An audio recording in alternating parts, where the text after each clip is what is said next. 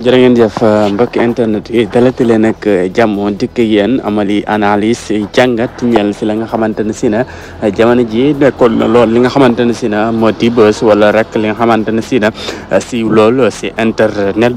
ñeel li nga xamante ne si na moo di diggante ki nga xam ne moom moo di la biti di soxna ki nga xamante ne si na moo di Baye Ndiaye di rek si Assis Ndiaye war si amal ay jàngat ay analyse ginnaaw bi nga xamante ne si na moom kooke di Adamo bokkoon na rek si ñi nga xamante ne si na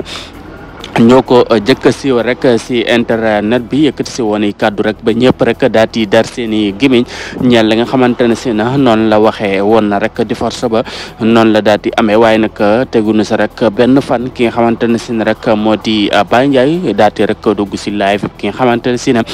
moom moo di la Adamo daal di rek envoyé li nga xamante ne si na moo di 1 million francs CFA pour rek mu sens li nga xamante ne si na moo di la rek version bi nga xamante ne si na Adamo doon na ko doon yëkkati ndaxte rek am nay rumeur yi nga xamante ne si na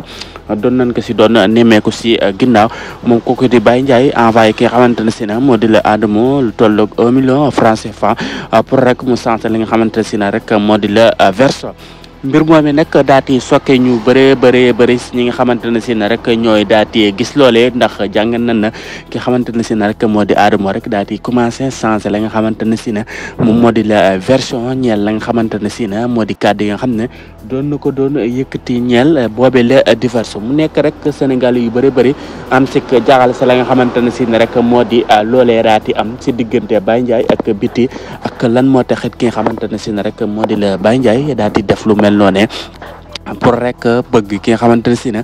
moo di la Adamo changé li nga xamante ne si na moo di version ana yenn rumeur moo daal di daw si ginnaaw ba tax rek Baye Ndiaye loolee jaral ko mu daal di joxe li nga xamante ne si na moo di 1 million francs CFA pour rek ki nga xamante si moo di Adamo changé li nga xamante ne si na moo di version ndax ki nga xamante ne si na moo di Adamo ay information la yëkkati woon daat koy xamle te lam sa waxit mooy de ka nekk sa kër ga rek ñoom ñoo ko daal di jox ba tax rek mu daal di yëkkati yooyu la kàddu wax na rek ak divorce bo na mu demee waaye nag teguñu si dara Baye Ndiaye te daal di génn neexal Adamo pour rek mu daal di changer version ana lan moo ko fi jar ak lan moo waral ki nga xamante si moo di Baye Ndiaye daal di jël def lu mel noonu ñu ngi leen xaar si commentaire yi ngeen analyse